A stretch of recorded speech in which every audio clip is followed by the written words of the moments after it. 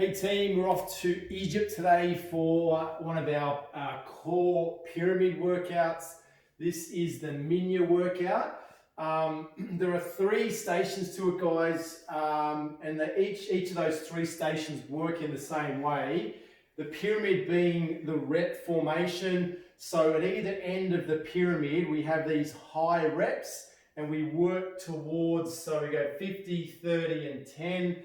Sort of an inverse pyramid, but yeah, that's sort of how it works. So you've got your high rep exercises at the tops and bottoms, the mid-range exercises here, and the more difficult ones that you can still get a bit of bang for your buck with only 10 reps in the middle there.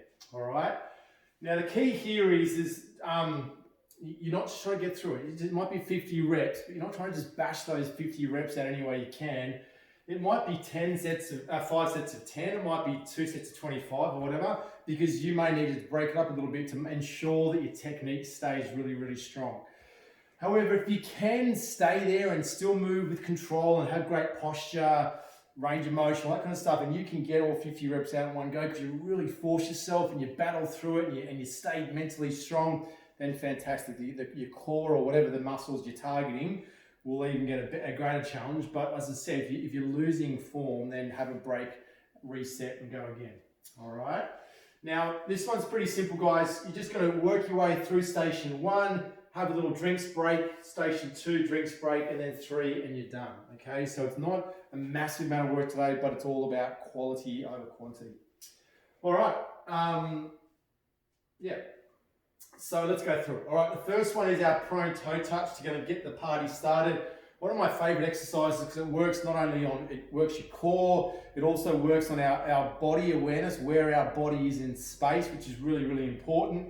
Not sexy, but it's important.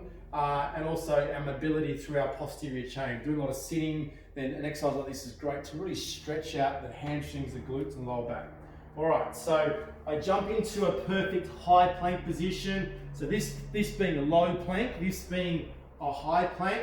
So find that position first where my shoulders directly over my wrists, my eyes are just out in front. From here, drive the bum up in the air, touch the opposite toe, keep the legs pretty much straight, come back to a perfect plank. All right, not here, perfect plank, eyes forward, opposite toe touch the other side, perfect plank. Opposite toe touch, perfect plank. All right, so I really want you to focus on getting back to that position. It almost feels like when you're doing it, you're opening everything out because you kind of condense everything up and then you open it all out, condense it up and open it out. So actually, I really like that exercise and that feeling at the bottom where I stretch things out is good. Even though I am also stretching on the way up as well. So it says 50 reps, but once again, don't rush it. It may take you a few goes to get through it. The next one is my Superman. There's a few ways you can do this. You can do it on a bag or a Swiss ball, but you can also just do it on the ground. So in position like so, lift all 4 limbs, back down, lift all 4 limbs, back down. The trick with this one is to make sure you are focusing on all 4 limbs. Sometimes what I see is everyone's focusing on the legs and the arms, hardly lift, or they lift the arms and hardly lift the legs. You're trying to turn yourself into that reverse hollow. So lift all 4 limbs, feel those hamstrings and glutes working, feel those muscles to the back of the shoulders working. Yeah, it's really important because all those forgotten muscles at the back there are worked in that exercise. All right, then we flip it over. Now it's only 10 reps, hence why it says slow. All right, so head down, hands by my sides, engage the core by just slightly flattening the back and tilting the pelvis. Legs pretty much straight and feet together. Now super slow. 6, 5, 4, 3, 2, 1. Now as I do that, the lower my legs go, the harder it becomes to maintain that. I start to develop an arch in my back, so I've really got to force that lower back down to maintain that hip position. 6, squeeze tight. 4, 3, 2, 1, and up. So you're going to do about 6-second down phase for 10 reps. If you can do them in one go, but quality without letting that back arch. All right, the next one is a step lunge with twist. It's going to be alternating lunges and alternating twists.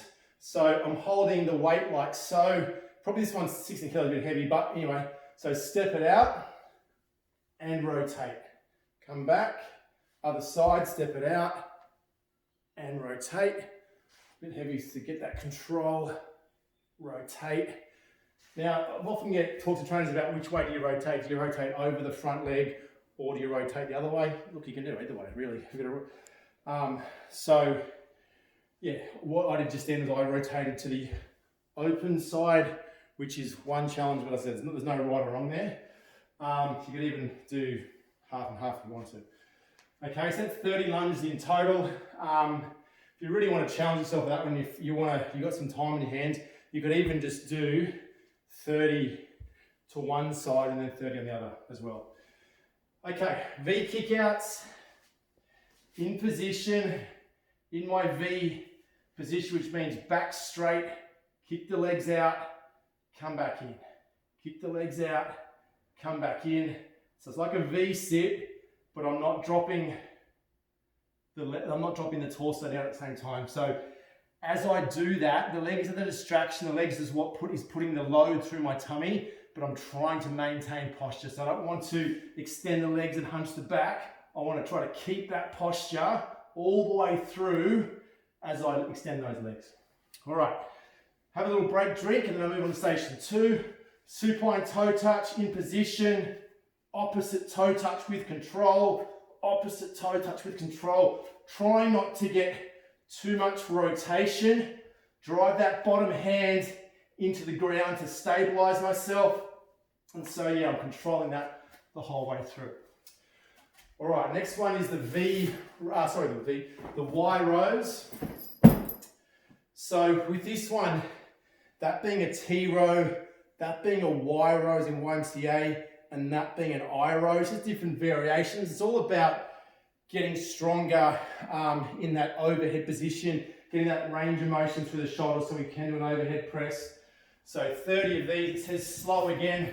So on a bench, if I've got one, the Y position, so not the T, not the I, but just sort of in between. And then from there, so 3, 2, 1, hold, back down, 3, 2, 1, hold, a bit too fast, 3, 2, 1, hold. Trying to take all the unnecessary tension out of it, relax the hands, relax the face and neck as I go. If you haven't got a perfect bench like that, you can do the same thing, your forward bend position. You just need your torso to be as close to horizontal as possible, so it's a similar position to what it was in the bag. If I'm too upright, I'm not quite working in the right range. Okay, we've then got our suitcase squats. I'm in position with the weight to my side, like I'm picking up a suitcase at the airport. Now, can I pick that weight up without and maintain my spine in perfect position all the time? Or am I shifting the spine across to counter the weight, which I don't want to do, all right? So imagine my spine is running perfectly vertical between my feet. Can I keep it there throughout, even when I'm adding 16 extra kilos to one side? Release it, go again, spine in position, head and shoulders in position. There's 2. So I'm going to want to shift across. If you've got a mirror in front of it, it's really good because you can see what's happening. But you're trying not to let that weight pull me off a perfect squat. It's 10 each side, so do 10 consecutive one side, then 10 the other. We've then got another one of these posterior shoulder exercises in position. Sometimes we do the clean and press, which starts here. Today we're just going to start here and head as close to the ground as you can. Press above the head, come back, press above the head, come back, get all the way up. Once again, try to take the tension out of your neck and shoulders and just get as much fluent range of motion as you can. Try to keep the elbows and hands off the ground, so we're really working those posterior shoulder muscles. All right, next one is our jackknife. If you have a Swiss ball, you can do it. Otherwise, a towel on some tiles will do it. So in position, body nice and strong, into a tuck, back out again, into a tuck, back out again. If you've got carpet in the lounge, you may want to use this for that exercise. You go to the bathroom and the tiles in the bathroom may be better. Plus you got a towel. All right, next one, slow scissors. So once again, Take note of the fact it says slow. That's the focus here. In position, hands down, slowly cross over. Now, once again, the legs, it's not a leg exercise, it's a core exercise. So I'm focused on that tilt of the pelvis, that slightly flattening of the back, and then holding that lower spine in position as I fatigue it and load it with the legs and the movement. 50 of those. We've then got a hollow pullover. So legs stay straight. Slowly lower that weight down towards the ground. Come up again. Slowly lower it, trying to pull through the armpits, not the elbows, and keep those legs still and as straight and close to the ground as I can. We've then got our hamstring curls. So I'm going to duck back to the bathroom to use your towel on your slippery surface. So it says slow again. So let's go 3, 4, 5, 6. Back in again. 1, 2, 3, 4, 5, 6. So 6-second out phase. Really control it. Keep those hips off the ground, all the way out to straight, and then bring it back in again. All right, 2 to go. One of my favorite core exercises, the bump shift with adduction, elbow stuck under the shoulder, fist out of the hand, nice side lying position, head in position, drive the bottom hip off the ground by pushing through that bottom knee, and then lift the top leg. Back down, drive it up. So this whole bottom part of my leg stays on the ground. I'm not here. My knees are bent and my lower leg stays down. All the weight through my knee. Lift it up through and then simultaneous drive up. I've got to do 30 each side. Either I can do 30 in one go on the one side, swap it over, or I could break it up and do 15, 15, 15, 15. And then lastly, my prone rotations. I'll show you this way. Perfect position. Open out, back down again, open out, back down again. Don't rush it. It's your last exercise. Imagine I've got my eyes on you the whole time from both the side and the front. How's your positioning? How's your posture? How's your range of motion? How is your quality as you're working through the full 50 reps? Enjoy, guys. That's Minya.